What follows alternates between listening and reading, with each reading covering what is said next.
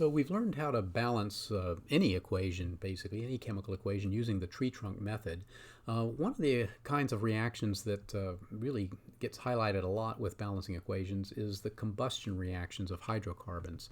And because these are seen so much and they're a favorite reaction both of myself and of students, I thought it'd be useful to go through some combustion reactions and show how they're balanced also.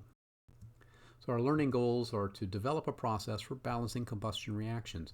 I'm going to show you an alternative way to do it as opposed to the tree trunk method. You can use the tree trunk method to balance these equations, but we're going to do it a little bit differently here.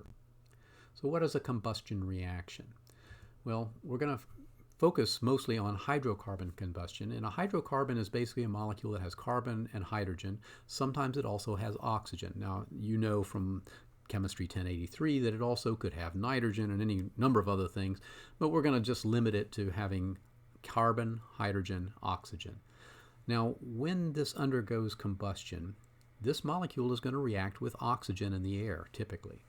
All right, now every time one of these molecules reacts with oxygen in the air, it's only going to produce two products, and it's in fact going to be the same two products every time, and those two products are carbon dioxide and water. Now, this is actually an interesting feature of this because it doesn't matter what hydrocarbon you start with. If you burn it and it burns to completion, it will create carbon dioxide and water no matter what. So our skeleton equation in this case is going to look something like this. So I've got my generic hydrocarbon with oxygen reacting with oxygen, and it's going to produce carbon dioxide and water. Now, there's a very straightforward procedure that we're going to use, and the order of this is important. All right, we're going to start by balancing the carbon by setting the coefficient in front of the carbon dioxide. So you'll notice that our generic hydrocarbon, the only place that carbon appears among the reactants is in the hydrocarbon. The only place it appears in the products is in carbon dioxide. So we can just go ahead and balance those two independent of the other things. The next step we're going to take is to balance the hydrogen, and we're going to do that by setting the water coefficient. Again, if we look at our reactants, the only place that you find hydrogen is in the hydrocarbon. The only place you find hydrogen among the products is in water. So if we just balance those two, we can balance both carbon and hydrogen at this point. Now notice I have not adjusted the coefficient in front of the hydrocarbon itself. I can balance those two elements just by adjusting coefficients in front of carbon dioxide and water. But the third step, and this is the tricky one, is to balance the oxygen now by setting the O2 coefficient so that this equation will be balanced. Now I'm going to parenthetically note here that half integers are now allowed. And what can happen is that if there's oxygens in the hydrocarbon itself, it can require us to have a half integer amount in order to get this equation to balance. We can always correct that later by doubling all of the coefficients. Okay? If you take a balanced chemical equation and you multiply through all the coefficients by the same number, you still have a balanced chemical equation. So we're going to take advantage of that to correct if we have any half integers. So let's illustrate this procedure using an example. We're going to look at the combustion of propane, which is C3H8. Many of you may have used propane in camp stoves, and so you've already exercised this reaction to good effect to make food for yourself at dinner while camping. So when we balance the carbon in propane, you'll notice propane C3H8. We note that there are 3 carbons, so we need to put a 3 in front of the carbon dioxide. Now the carbons are balanced on both sides of this equation. I've got 3 on each side. To balance the hydrogens, now I'm going to enter our previous result.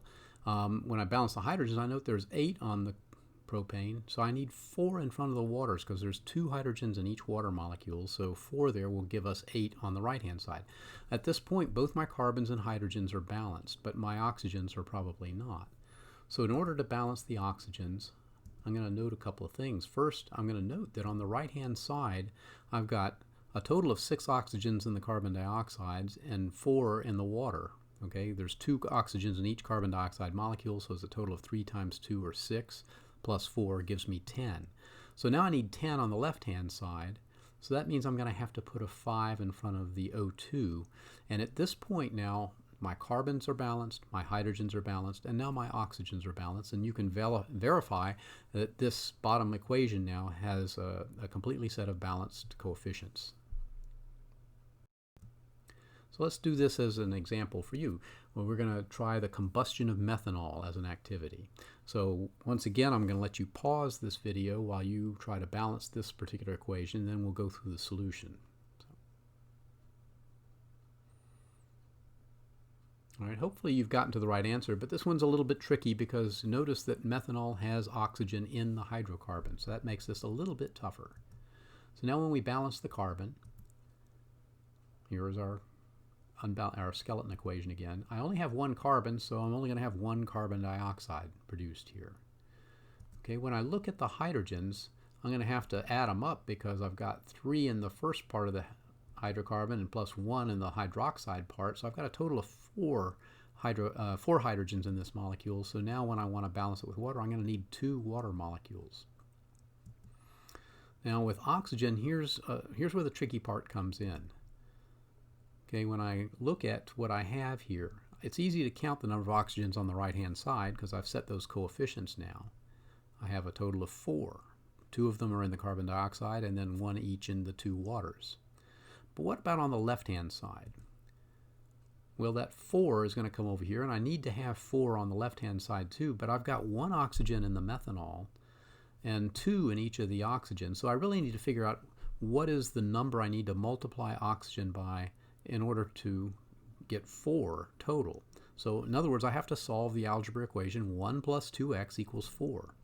I don't think it will take too much work, but you can figure out that 3/2 is the number that satisfies this equation. So here we have that perfect example of a half integer used to balance the equation, and in order to get all integers in our balanced equation, we would multiply through by 2. So I'd have 2 methanols plus 3 oxygens, giving me 2 carbon dioxides and 4 waters, or something that looks like this.